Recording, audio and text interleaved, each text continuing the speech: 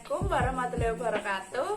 Perkenalkan, nama saya Mutiara Kartika, NIM K64200048, kelas B, Prodi Pendidikan Pancasila dan Kewarganegaraan FKIP UNS. Saya di sini ingin menyampaikan beberapa etika dalam berlalu lintas yang baik dan benar. Ingin tahu penjelasannya? Yuk, simak video ini. Etika berlalu lintas adalah tingkah laku para pemakai jalan dalam melaksanakan undang-undang dan peraturan-peraturan lalu lintas serta norma-norma sopan santun antar pemakai jalan. Etika memiliki norma-norma positif yang mengatur manusia untuk bersikap santun. Jika setiap orang memiliki dan mematuhi etika, maka hidup ini akan berjalan dengan lancar. Jadi, etika sangat penting diterapkan dalam kehidupan masyarakat. Karena dengan adanya etika, ada pedoman yang digunakan untuk mengatur perilaku manusia untuk hidup rukun dengan masyarakat di sekitarnya. Sehingga dapat tercipta masyarakat yang lebih tertib, damai, dan teratur. Patuhi standar berlalu lintas dan sopan santun antar pemakai jalan adalah sebuah etika yang wajib kita patuhi. Jika kita tidak beretika di saat berlalu lintas, akan menimbulkan masalah bagi kita sendiri, seperti kecelakaan, terkena razia polisi, dan lain sebagainya. Jika sudah seperti itu, pasti kita akan merugikan diri kita sendiri dan juga orang lain, dan juga harta dan benda kita pun akan hilang. Angka kecelakaan dari tahun ke tahun semakin meningkat. Mereka saling serobot, tidak mau mengalah antara satu dengan yang lainnya. Tindakan mereka yang begitu disebabkan karena kurang pemahaman etika sekaligus implementasi di jalan raya. Manfaat dari tujuan dibuat etika berlalu lintas antara lain adalah: 1. Dapat mengatur individu dalam menggunakan jalan sehingga tidak seenaknya sendiri. Yang kedua, terciptanya kelancaran, keteraturan, keselamatan, serta ketertiban. Yang ketiga, dapat mengurangi angka kecelakaan. Menurut Undang-Undang Nomor 22 Tahun 2009 dikatakan tertib, lancar, aman, dan terpadu apabila dalam berlalu lintas berlangsungnya secara teratur sesuai dengan hak dan kewajiban pengguna jalan serta bebas dari hambatan dan kemacetan jalan. Pengimplementasi pendidikan etika berlalu lintas dapat menggunakan berbagai cara. Yang pertama, etika berlalu lintas dimasukkan ke dalam kurikulum pendidikan kewarganegaraan atau agama. Karena etika berlalu lintas mencakup moral siswa, diharapkan dengan pendidikan etika berlalu lintas, siswa dapat memahami serta mematuhi etika berlalu lintas dengan baik dan benar.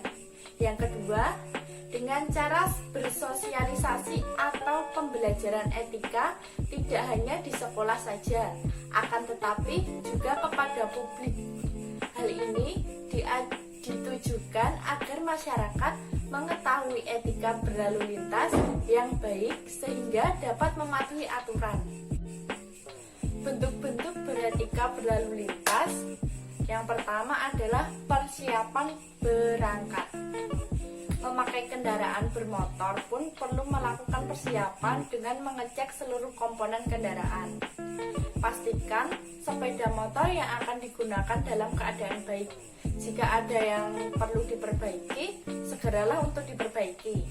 Jangan pernah menganggap enteng masalah-masalah yang menyangkut kendaraan kita atau kita sendiri, karena bukan hanya akan mengganggu proses perjalanan kita, tetapi juga bisa membahayakan keselamatan orang lain.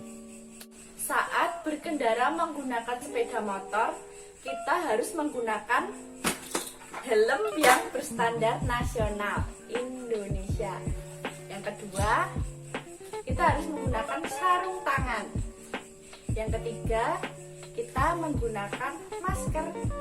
Dan yang keempat, kita harus membawa P3K ya untuk berjaga-jaga apabila terjadi sesuatu kepada kita. Dan yang terakhir adalah kita menggunakan jaket. Sedangkan menggunakan mobil, kita bisa memasang sabuk pengaman. Yang kedua, siapkan ban cadangan di bagasi kita. Yang ketiga, kita harus membawa dongkrak atau alat-alat bengkel. Yang terakhir adalah kita juga harus membawa P3K untuk keselamatan kita dan untuk berjaga-jaga jika terjadi sesuatu kepada kita. Untuk kesiapan pengemudi, kita harus memang benar-benar menyiapkan kondisi fisik kita. Kita harus memang benar-benar sehat dalam berkendara. Yang kedua, identitas diri kita itu juga sangat perlu kita bawa. Yang pertama, kita harus bawa SIM, STNK, KTP, dan juga surat-surat yang lainnya yang dirasa penting. Untuk mengemudi kendaraan, ada beberapa etika yang harus dipatuhi. Yang pertama, gunakan kaca spion sesering mungkin untuk mengetahui apa yang terjadi di belakang, terutama pada waktu akan membelok, melewati, memperlambat, dan berhenti. Dan yang kedua, apabila ingin keluar dari pinggir jalan, membelok ke arah kiri atau kanan, pindah lajur, dan menyalip, beri tanda isyarat dengan menggunakan lampu petunjuk arah atau sen. Yang ketiga, jaga jarak aman dengan kendaraan di depannya. Dan yang keempat, kemudikan kendaraan sesuai kecepatan yang diperbolehkan dan sesuai kondisi lalu lintas di sekitar. Yang kelima, perlambat kecepatan pada tempat penyeberangan pejalan kaki, dekat sekolah, tempat keramaian, pada persimpangan dan tikungan. Dan yang keenam, nyalakan lampu utama pada siang maupun malam hari. Patuhilah rambu lalu lintas untuk keselamatan Anda. Sanksi bagi pelanggar aturan lalu lintas. Yang pertama, pengendara kendaraan bermotor yang tidak memiliki surat izin mengemudi atau SIM dipidana dengan pidana kurungan maksimal 4 bulan atau denda maksimal 1 juta rupiah. Yang kedua, pengendara kendaraan bermotor yang memiliki SIM namun tidak dapat menunjukkan saat ada razia dipidana dengan pidana kurungan maksimal 1 bulan atau denda maksimal 250.000. Dan yang ketiga, pengendara kendaraan bermotor yang kendaraannya tidak dipasangi tanda nomor kendaraan dipidana dengan pidana kurungan maksimal 2 bulan atau denda maksimal 500.000. Nah, itu tadi adalah beberapa sanksi-sanksi bagi pelanggar aturan lalu lintas.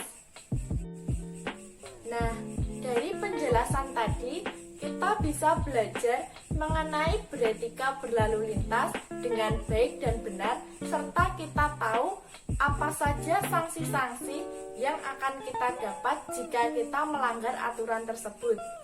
Jadi, mari kita sama-sama menaati peraturan lalu lintas dan juga beretika saat berlalu lintas agar kita bisa selamat. Dan jangan lupa selalu berdoa saat berpergian karena kita tidak tahu dan tidak bisa memprediksi bahaya apa yang akan menimpa kita nanti. Mungkin itu saja yang dapat saya sampaikan mengenai etika berlalu lintas. Jika ada kata-kata saya yang kurang berkenan di hati pemirsa, saya mohon maaf sebesar-besarnya. Dan terima kasih bagi penonton video ini karena telah meluangkan waktunya untuk menonton video ini. Akhirul kalam, wassalamualaikum warahmatullahi wabarakatuh.